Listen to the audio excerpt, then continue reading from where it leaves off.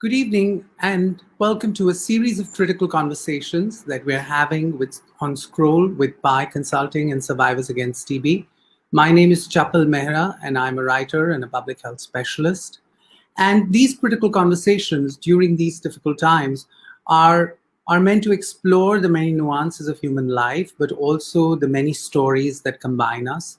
So, appropriately today, we're going to be talking about storytelling and stories because in these difficult times, it is stories that bring us together. It is stories that sort of teach us resilience and hope, and most importantly, help us look towards the future. Today, I'm going to be joined by one of India's better known storytellers on film, an old friend, but also someone whose nuance of storytelling is perhaps distinct because he picks up beautiful human stories and helps us understand them in depth and with a great deal of humanity and compassion. So I'm going to be joined today by Hansal Mehta, well-known film director and national award winner. You know him from films like Shahid, Simran, City Lights, and so many others. And most recently, the series called Scam. Hello, Harshad. How are you doing? Hansal. I'm sorry, Hansal. So you Yeah, so that is, I've been teaching this for a long time. You know, they call me Harshad and they call Harshad Hansal. oh God. And you know, for years that I've known you, this is going to be unforgivable because you're never going to let me forget it, are you? It's okay. I mean, I'm getting used to it, and I didn't expect it from you. I know. This certainly calls for many drinks when I'm in Yes, Bombay. yes. So, Hansel, the purpose of asking you today is not just because I love your style of storytelling and the many stories that you have told, but also to look at your understanding of how stories are told, and looking back at your work and the work that you have done with in film. I mean, uh, in a sense, stories are what are keeping us together in this pandemic, isn't it? The Absolutely, absolutely. yeah, OTT platforms. I'm just loving the kind of storytelling that is emerging in India today, from the heartland, from history, from our combined lives and interconnected lives. Uh, but as a storyteller who's widely liked and regarded, people respect you. I want to ask you what attracts you to a story, right? Why do you decide to tell a story? Any particular story? I, you know, people always ask me, why does the story attract you? I am usually attracted to the character.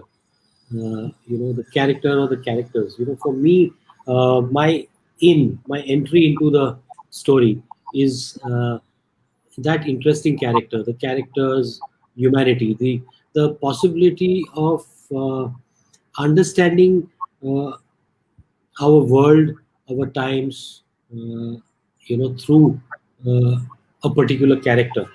And for me, the story is just the character's journey, and a journey through the times that the character is living and the times through which our world has sort of lived. So it's a combination of those things. But yes, my biggest attraction is always to characters, and that's the reason. When I made Aligarh, for example, it was not about a university that had suspended Professor Siras because of his sexual orientation. It was about Professor Siras. It was about him, about a Marathi professor in Aligarh, and about loneliness. That his sexual orientation had to condemn him to a life of loneliness. So it was a study of society, it was a study of loneliness, a portrait of loneliness that really attracted me to his story. And so even with Shahid Azmi, when I made a film called Shahid, so while it was about human rights, about a lawyer fighting for under trials, the defending the defenseless. For me, it was the story of this boy living in pockets of Mumbai that we usually, when we look at Mumbai, we see those big skyscrapers and those massive, that skyline, the sea, the ocean. But behind all that, there are pockets of the city where boys like Shahid reside, and the majority of the city resides. So I wanted to get into one of those homes, that one BHK home in which a boy like Shahid resides, and goes through such an outstandingly moving journey. And you mentioned Aligarh and Shahid, and I'm going to come to both of discussing both of them in detail. I also want to ask about your latest series, and I will not call it Hansal, I will call it Harshad, about Harshad Mehta. You Right, know, the biggest, by some instances, one of the biggest stock market scams we've ever had. right, A lot of it involving public money. And also some people, today people are shocked by Nirav Modi and others. But I was reading a report the other day which said that actually it would be well beyond, yeah, uh, and some of those combined actually, if that had happened. Now, I want to ask you, people are going gaga over it because right, so many people from not from our generation but younger than us are looking at the film, I'm sorry, the series, and saying, "Oh my God, something like this happened." right. Um, what motivated you to take that up? You know. Uh, I've through Harshad's story, I've shared a little bit of my own growing up years Hmm. with the audience. So it's, in many ways a very personal story. Again, Mumbai is which was Bombay then. Uh, so I grew up in that city. I grew up in Bombay, and then became a visitor to Mumbai. So Bombay was a city with these pockets, again, these pockets which had so many Gujaratis. So it was a sort of microcosm that existed in the city, and they were always, the Ghatkopar Gujaratis, the Kandivali Gujaratis, the Vile Parle Gujaratis. So I this is a world I'd inhabited, a world of people who I knew. So one among them suddenly broke out, became this messiah, and you know thousands and thousands of Gujaratis followed him. He was the Pied Piper. He was Robin Hood, Pied Piper. Call him what you may. From Pied Piper he became a Robin Hood later. He just led them to the stock market. So an entire generation was drawn to investment because of Harshad Mehta. And I grew up at that time.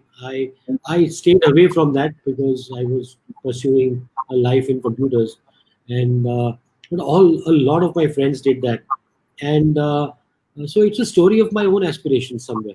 It's a story of the aspirations that I've seen around me, and it's the story of India at the cusp of change. So, and that's what I say. A character placed in the center of India at this cusp of change. Liberalization, what we take for granted now, had not happened.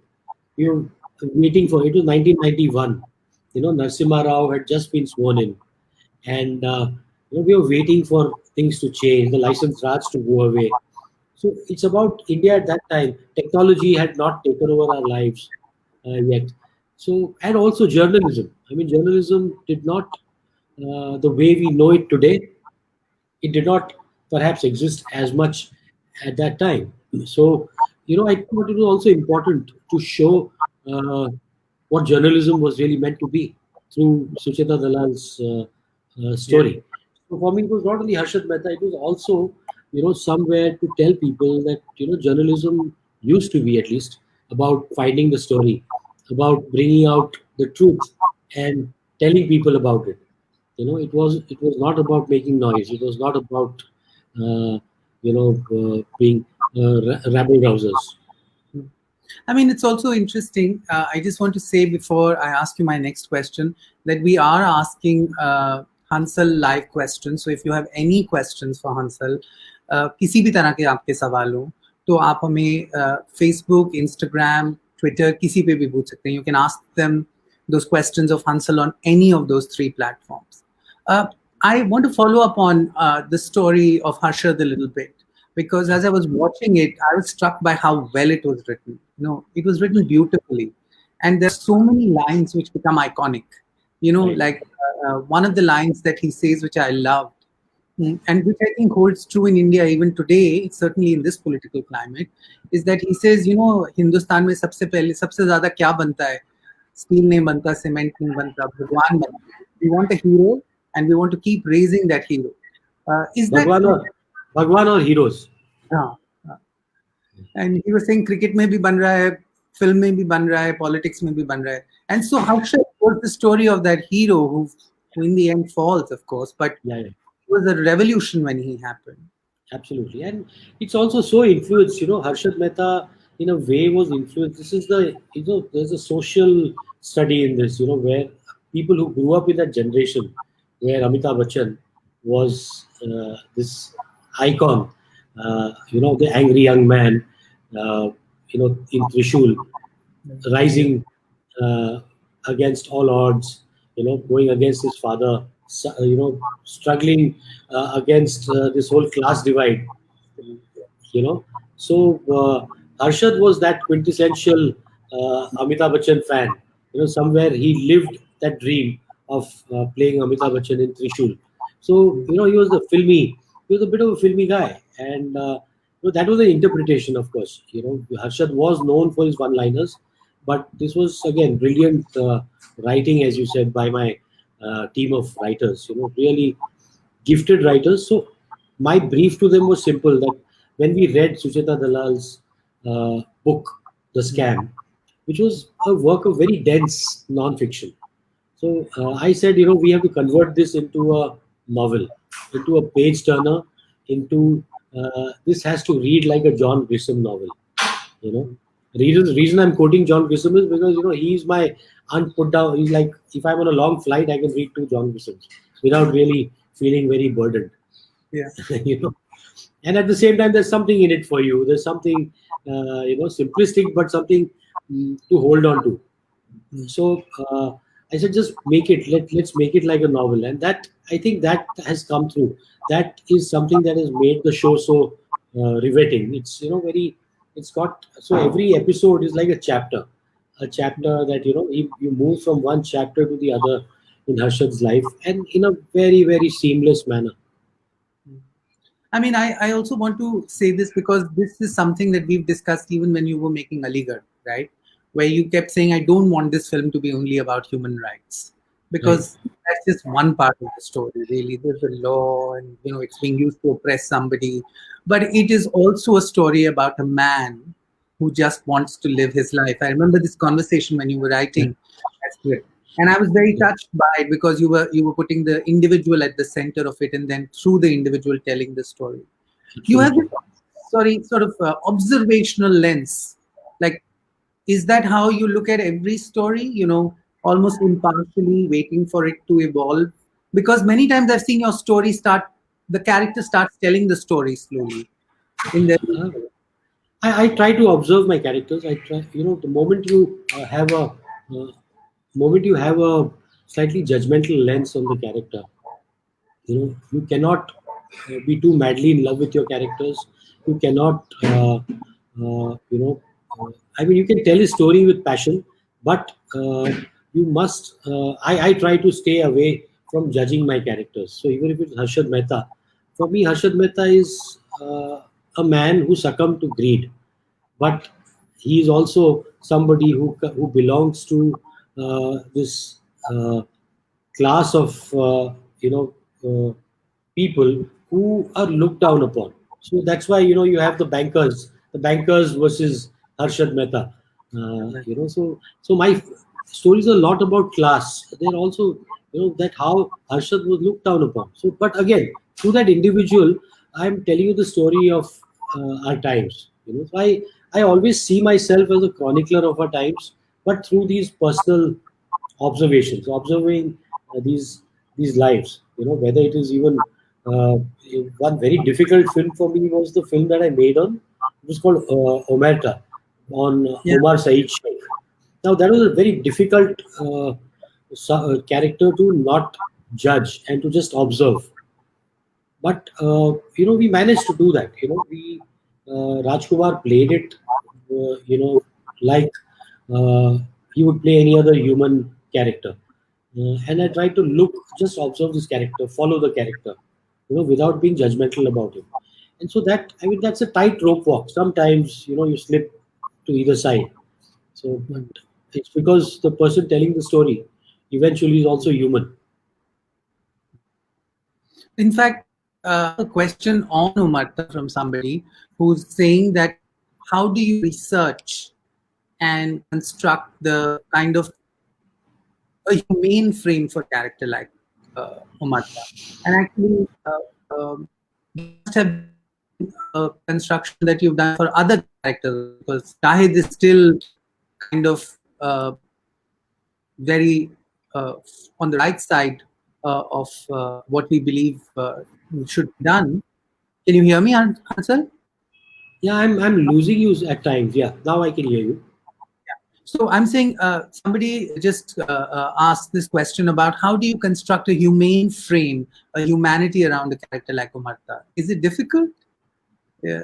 I don't know. I don't know about difficult. What I try to do is, uh, you know, because I'm driven by characters. My storytelling is driven by characters. So I try to enter the character's world. I try to live that life that the character has lived through my actors. I just we try to explore. So when I mean it's just I've never thought about how difficult it is.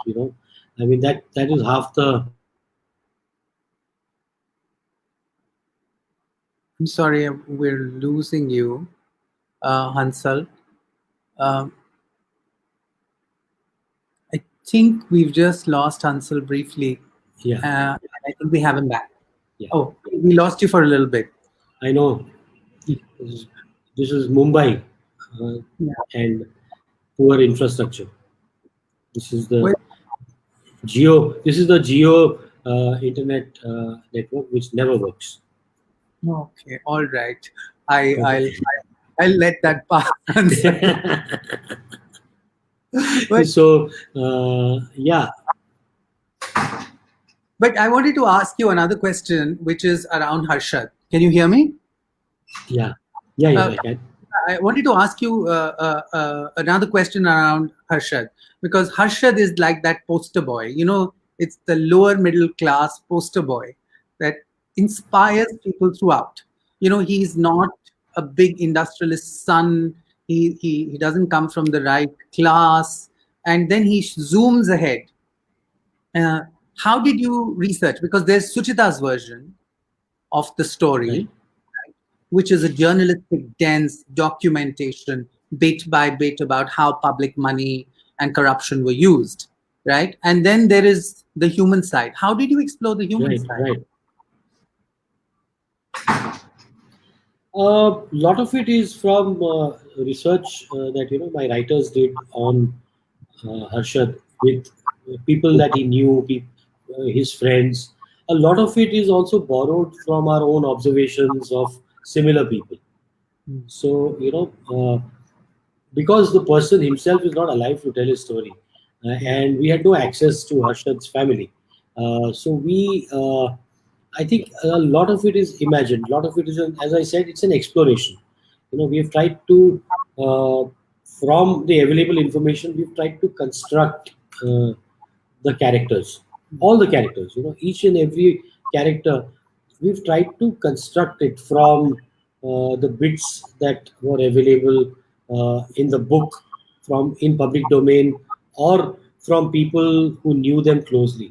So yes, I mean there was like a lot of research that went into this effort. But eventually, I mean, I never become part of the research because I don't like getting too attached to research. I have somebody reminding me if something is factually going off the mark. But I like to take a character and then sort of build an imagined story, the drama. For me, it is eventually storytelling is about characters and the drama surrounding those characters. So, I mean, if the show is riveting today, it's because the focus is on the drama. uh, and in spite of the dry financial terms and the dryness of the perceived dryness of such a subject, we've used all these things as dramatic devices rather than as big studies of the workings of the market. I also wanted to ask you a little bit about the people you choose to play these characters. Because, I mean, one of the things that is remarkable about all films and the movies that you make is that there is a set of relatively new but hugely talented actors who you bring to the scene and give them author backed roles, which basically launch them. I mean, Rajkumar Rao is one such example, fountain of talent. Um, Most of the times you've chosen people who are not stars or well known in that sense. Is that a deliberate choice? Is that uh, Well, it began with a lack of access. you know so when there's a lack of access, when there is adversity, uh, if either you give up saying that I'm not getting stars, so this career is not for me, or you fight. So that's what I've done. I mean, 25 years into this business, and I've learned to fight my way out. And in the process, what it has done is it's given me this. It has honed my instincts, and it has given me this. The I won't call it courage, but it has given me a method by which I'm able to, work with newer talent. I'm able to find that talent. I'm able to work with them, and I'm able to nurture them, and I'm able to pitch them. I'm able to raise money to work with them. Most important. Everything else. I can go on and on about how talented I am, but if I can't raise money for it, then it's pointless. So I've managed to always raise money for whatever kind of stories I've told, and to be able to back the talent that I have got. So whether it is Rajkumar in 5 films that we've done together, or it is Pratik Gandhi now in Scam 1992. I mean, it gives me it feels like a vindication that you believed, you nurtured a relationship, and that relationship has led to some success for the other person. So I we've mean, both succeeded because of each other. and it's also kind of a vindication of the story, right? Because Exactly. yeah, because you sort of feel like everybody tells you a film will do well or a series will do well when there is a Look, fantastic face in front of it. But here are examples where the story has made them stars. And and I think that is the earlier we realized that I'm a big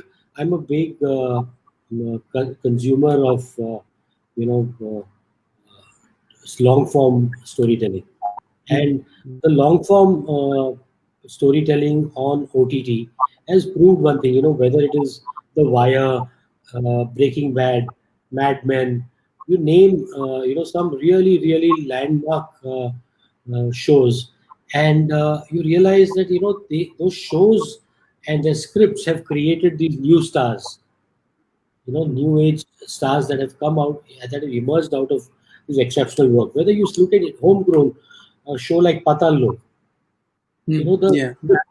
to showcase an actor of Jaideep's phenomenal talent. Otherwise, I mean, Jaideep was relegated to doing stuff. Everyone knew he was good, but he carried Patal Lok on his shoulders. And had it not been for this kind of you know I think just before us, Patal Lok also realized it's not about the star, it is about the story, it is about the script, and writing, the emphasis on writing and the time given to. I mean, we took almost 2 years to write Scam, and so we've nurtured it. We have literally so we've seen the script blossoming from an idea to a 550 page manuscript. So each and every page has been written with care. with a lot of discussion, with a lot of argument.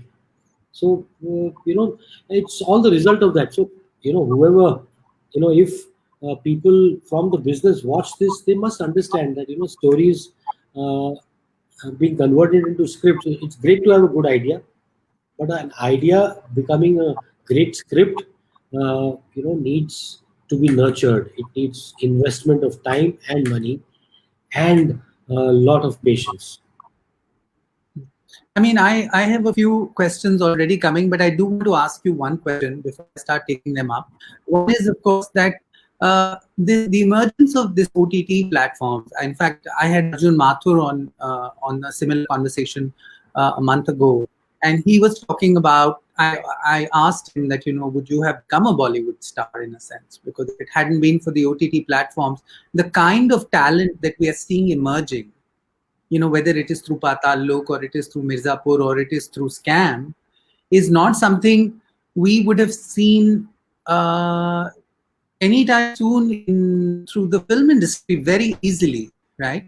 The barriers to access and to rising can be phenomenal for somebody.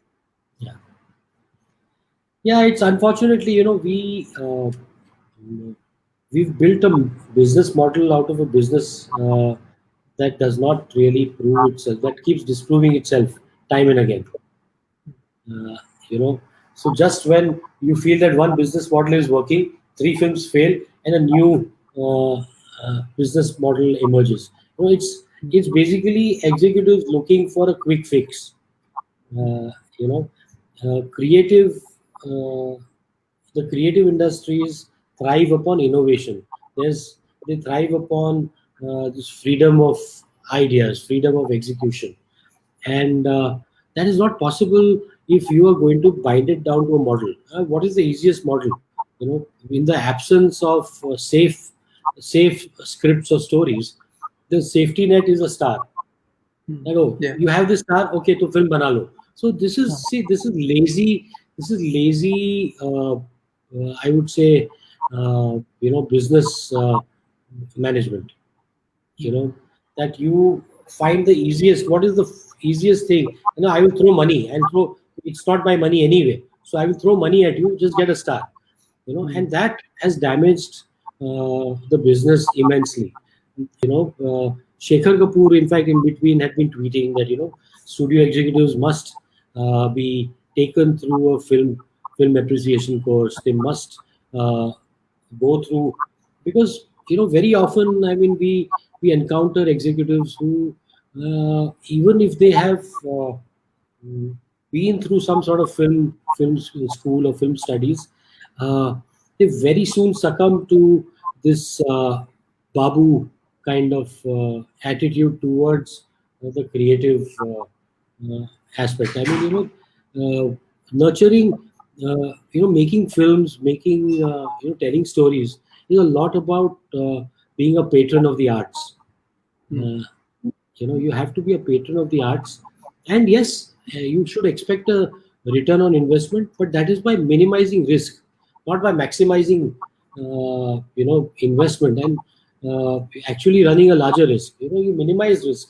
You budget carefully, you market sensibly.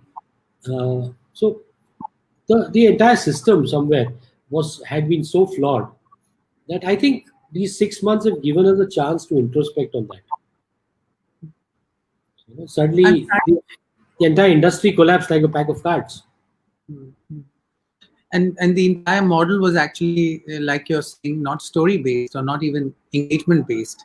It was kind of an event based, star based model, which sort of, without the story, went packing in this pandemic. The story not being at the center. You see, the story, I mean, if it had not been for stories, we wouldn't have a Rajkumar Rao, we wouldn't have a Newton, we would not have a Ayushman Khurrana, Yeah. with a Bala, with a Badhai Ho. So yes, there have been some shining examples, but there have been very few. I have to take questions, and I'm Yeah. I'm going to ask our audience to also keep sending us questions. Faiz Khan, who's obviously loved the series Scam, is saying, I loved how it was written. I was expecting more to be shown about the nexus between the political people and share markets played in those times a bit more. Was this a mindful effort to steer away from that space? I mean, I guess what he's trying to say is none of this happens without political patronage, does it? Well, we've hinted towards it. You see, when we are also telling these kind of stories, we have to be responsible. Mm. We cannot speculate wildly. I mean, very often there's this wild speculation that somebody went. So even when we spoke about Harshad Mehta and the exchange of money with the PMO's staff, that he had taken that suitcase, it is based on the information that he had put out in the public domain. It was based on the press conference that he held along with Ram Jethmalani.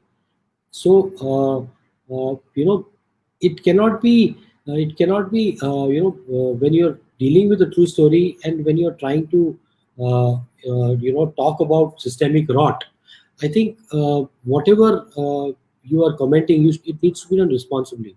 So I mean, whatever little idea we had about the nexus between politics and business people, we've tried to show it, but we have tried to show it with responsibility and only based on substantiated information.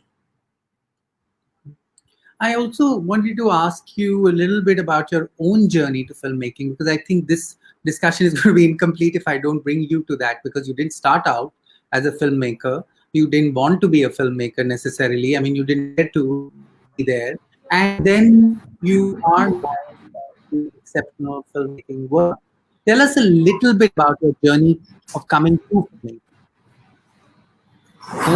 Well, I think I still wonder. I wake up every morning and I wonder, what the fuck am I doing here?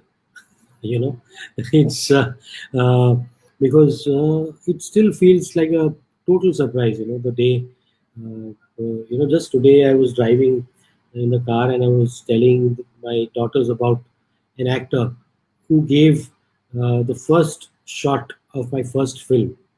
uh, so there's an actor called Sharad Smart, and I was telling them, this was way back in 1996, and that was the first time I had seen a film camera on the first day of my film shoot.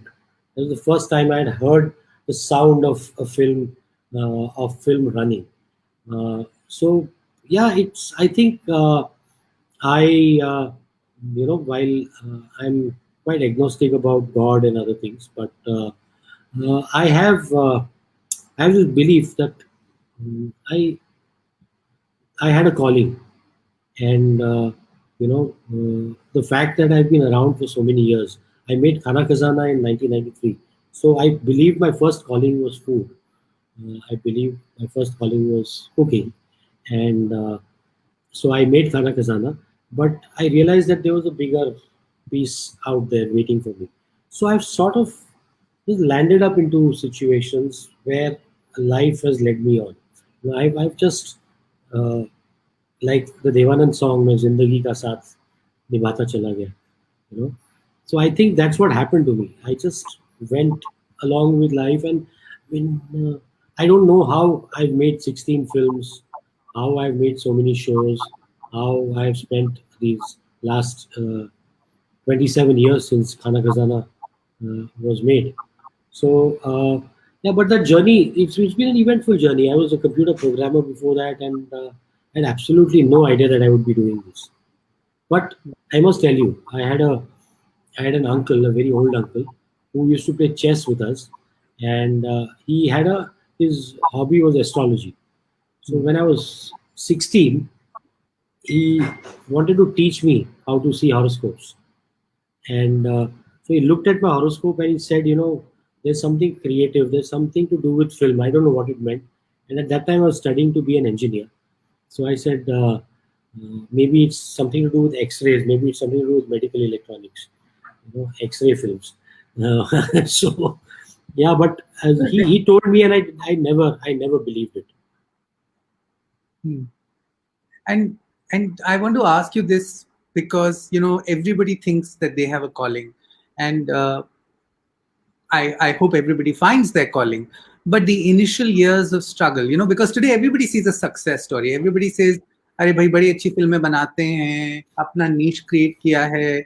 But what were the early uh, fears, apprehensions, doubts like? Because that is what people need to remember. That, of course. I mean that, and that I've been fortunate that I've stumbled way too many times. I've failed way too many times, and I always hold those failures very very close to my heart. Those failures are very dear to me because they've made me who I am. They've made me resilient. They've made me into a fighter. They've ensured that I don't give up. Uh, and they've pushed me to do better every time.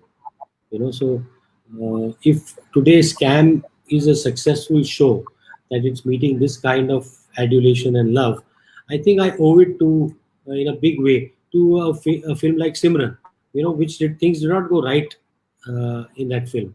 And all that happened there, that entire drama, I think somewhere gave me this it motivated me to do better, to tell a better story, to be a better director, to be a better person. So yeah, but I think the struggles, all I tell people is that don't give up. And very often people give up on their dreams because they limit their own dreams. you know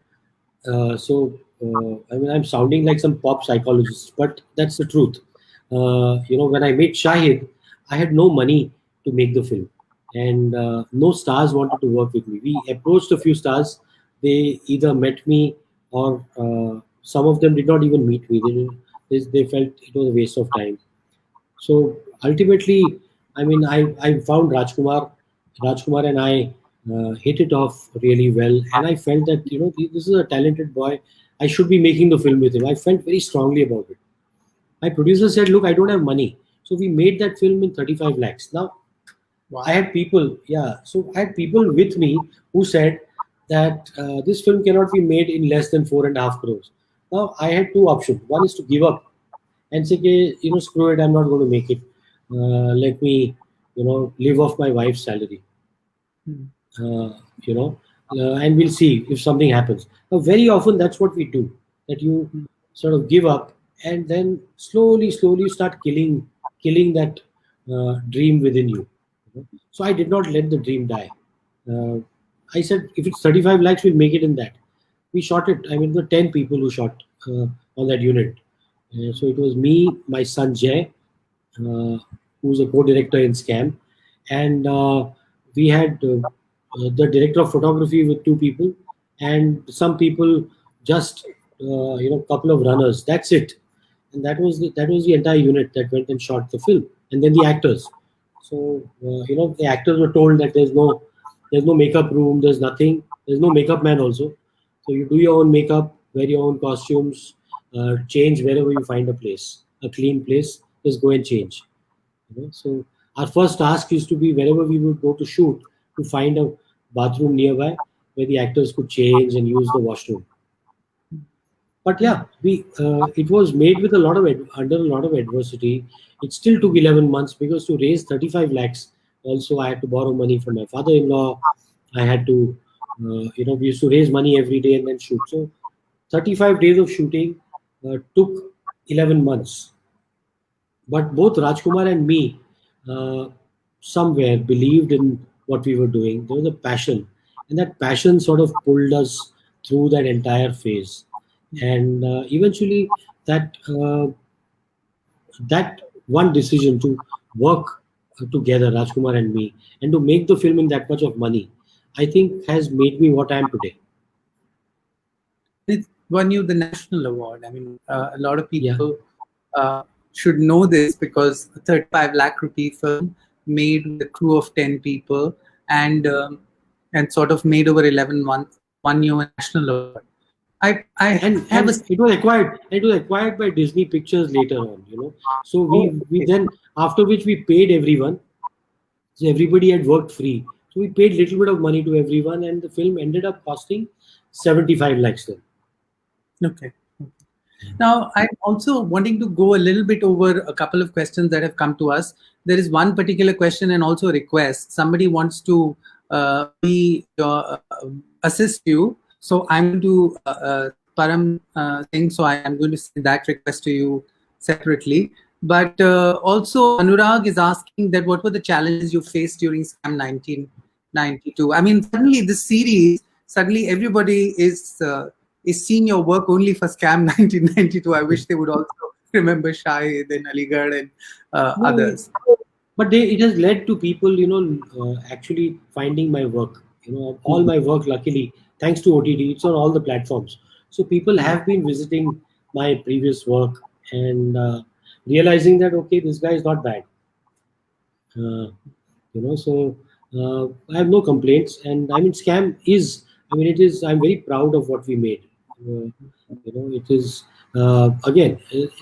It was not exactly. The impression people have is that when you make things for OTT, there's a lot of money. It's an unlimited flow of money. Scam was made within a very limited, very tight budget, and I think just the quality of the team that I had, right from my writers to the technicians that worked with me, to have my son as the co-director, sort of holding my hand throughout, and then to have a director of photography who was not even born when the scam took place, who was 24 years. So the average age on the team was around 26, 27, and that I think lends the film its very unique energy. There's a young energy uh, that tells you a story from an earlier era. So you're normally used to a period drama being narrated, with a visual language which is also old-fashioned. Mhm. So there's a very modern visual language to tell a story of those olden times. I also wanted to ask you this question because we are in the last 10, 15 minutes and I'm getting more questions. You're one of those people in the industry who often speaks out on political issues, on social issues, you've spoken about journalism and what it has become today, which is a sad commentary in itself about what journalism in India is turning slowly. There are reservoirs of good quality, but largely commercialization, or as many people say, the Fox TV phenomenon in India. But you have been challenging these norms publicly, openly on social media platforms. You take positions. Uh, um, is that something you feel compelled to do? I mean, I'm asking you this not as a friend, but as people who admire you, because a lot of people who are in the same position that as you, are sitting quietly and don't feel the need to have an opinion. Well, Um, many years back, when I started blogging, I felt this sense of liberation. I started writing openly. So I was also one of the scared, uh, fearful uh, persons, as so many of us are. And then we started blogging, and there was some release that happened when I started writing openly, and then I realized that there was a lot stored within me, a lot that I needed to. So I feel compelled. I mean, I just feel compelled, and I speak up, and I speak about things that I feel strongly about. I really don't have a specific political leaning. My uh, I have a very strong sense of right and wrong. That's it. And if I find that something is wrong, I just feel that I need to speak about it. Not that it always makes a difference, but not speaking suffocates me. I do it for myself. what about? I want to ask you this question because you worked with a big star and you worked with who's very talented, arguably, and you've worked with people who are virtually unknown. How is it? What's the difference like? I mean, what are the Nothing. I experiences? mean, I think ultimately for me, I always tell people, that, I don't. I work with actors, and actors play characters. You might be the protagonist, but the protagonist is also a character. And for me, it is the commitment and the surrender of that particular actor towards the character that attracts me to them. So even with Kangna, I mean, it was not the most happy journeys that we had, and it's not because of her stardom. I think it was many things. So I don't want to get into that, but her commitment to playing that character was, unquestionable. She played it. She was not bothered about how she looked, about her stardom on screen. She played Praful Patel with complete surrender. She let her hair loose. She wore the same jeans for the entire film, the same pair of jeans. She wore that cap. She hid her eyes so many times, and that commitment to playing the character, and that's all I look for.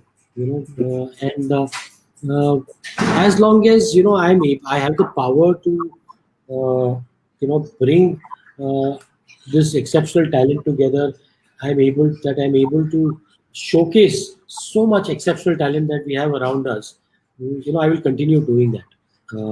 I think it is very important for the for my own sanity, and for the sanity, for the growth of this industry that we are in, that more and more talent gets a platform to actually showcase their true self, their ability to the people. And I think we have the OTT platforms to thank for that, truly.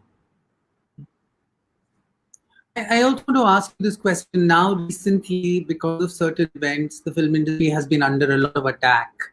There is a lot of speculation. And in fact, I was reminded by this wonderful article written by Ram Guha, one of the country's better known writers and intellectuals, who basically said uh, that, why is it under attack? I mean, basically making you wonder if the film industry is often sometimes, or the creative arts are often sometimes the easiest scapegoats in a crisis. Are they, do you think? They become scapegoats easily? Well, particularly in this, we've made ourselves very vulnerable on social media, where these anonymous, they are anonymity, are invisibility, and are hiding behind some assumed identity, gives us empowers us. It has empowered us to either spark a revolution, or to abuse. So it is often misused, and that's unfortunate. You know, ultimately during this entire pandemic, if there's we've the industry as an industry, we've gone through tremendous loss. Uh, Not only financially, we've lost some of our most promising and gifted people. Whether it is Rishi Kapoor, whether it is Irfan Khan, or whether it is Sushant Singh Rajput, and so many other people. We've been dealing with this sense of loss, and to add to that, the constant barrage of abuse.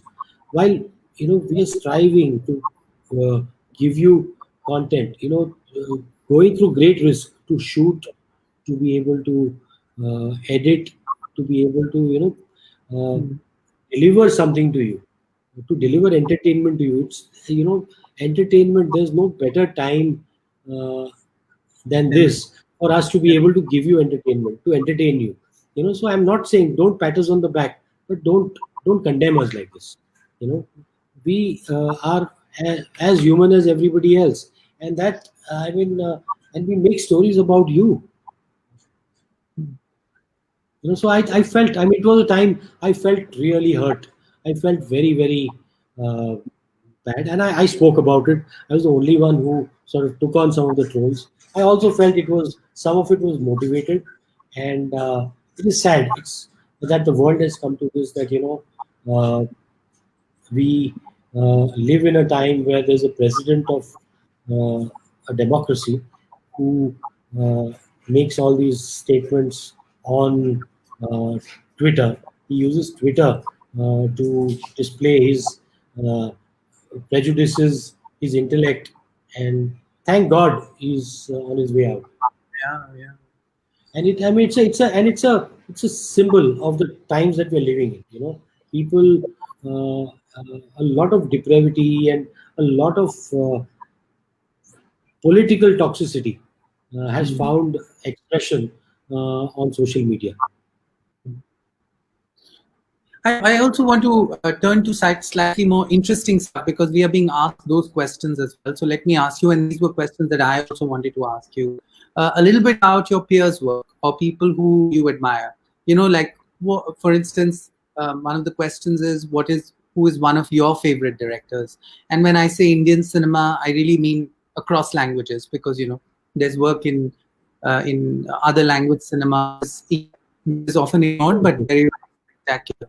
So who would you think of two or three really exceptional people in your? I mean, it's very difficult. There's some seriously exceptional talent that we have around in our country, and to just single out one person is very difficult. I have peers, I have contemporaries. So there is there's this very resurgent Anubhav Sinha, whose work I admire for its accessibility. You know, he tells you important stories and makes them. He's developed a way of communicating with a larger audience. I mean, so from whom you learn a lot from your peers. There's Anurag, who is constantly experimenting, constantly, shifting genre, constantly. He's not afraid of failing, Mm. and that is Anurag's greatest quality. And you sort of get a lot of energy from them. Then there's Vishal, who is always so meticulous about his craft. Whether it's writing, whether it's music, whether it's direction. There's a meticulous crafting in whatever he does, and there's this flashes of real genius moments that. And there's, I mean, Vikram Motwani, who I've envied for the longest time. I keep messaging him saying that, how do you? I mean, I see his work. I feel I've excelled. Then I see something that Vikram does, and I feel, what the hell? So you have him, and then you're seeing, I mean, there's some exceptional work. There's Vetri Maran from the south. Mhm. I mean, his Visarnai was a tour de force. I mean, I've yet to see something so powerful and cinematic, and so political. I mean, he's a political filmmaker in a landscape, and a popular political filmmaker in a landscape which is surrounded by very, very populist cinema. So, I mean, I admire his work immensely. I mean, some of the stuff that is coming out of Malayalam cinema is Yeah. exceptional work. So, I mean, there's a lot to admire around us, And I mean, then you have all these striking, new films. You have a film that is releasing soon. I think Sony. I think it's releasing next week. You know, it's yes, I think Sir by Rohena Gera. Mm. So I saw it at a festival, and I mean it's a brilliant film.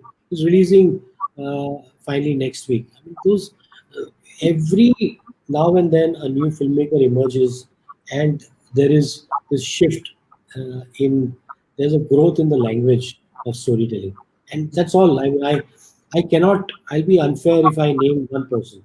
There's Yeah. so many people that you're constantly learning from. Yeah. I mean, I learn from I David Dhawan. David Dhawan is one of my big. I always pick his brain. okay. You know, I he called me after watching Scam, yeah. and so he started talking to me, and I started asking him questions because I always marvel that that level of conviction in this suspension, whole suspended disbelief, requires a different kind of skill set. So I want to ask you the last question because we are completely out of time. But I'm going to make this brief and just a small question about which is your favorite piece of work from your 26 years of working. I'm going to choose between your children. Come on, My God, Harsha. it's very difficult. But Very still, difficult. one one that you Uh, think was exceptional and you think is very close to you in a particular way. Well, Scam 1992 for now. It's very close because it's just released. But it is. I mean, it's very, very close. It's. Mm, I think as in terms of craft, it uh, has helped me grow. Hmm. All right. So thanks so much, Harshad, for making time for this Again, conversation on a. again, call me Harshad. Oh, Hansal. Oh my God. That is 2 rounds of drinks now. Oh Yes. my. So, Hansal, thanks so much for making time for this conversation. It was lovely having you. And Thanks, we Chapal. and see you in Bombay sometime soon with Yeah, Safina. yeah. And you all next week with someone, another one of our well known interlocutors. Thank you and take care. Thanks. Thanks.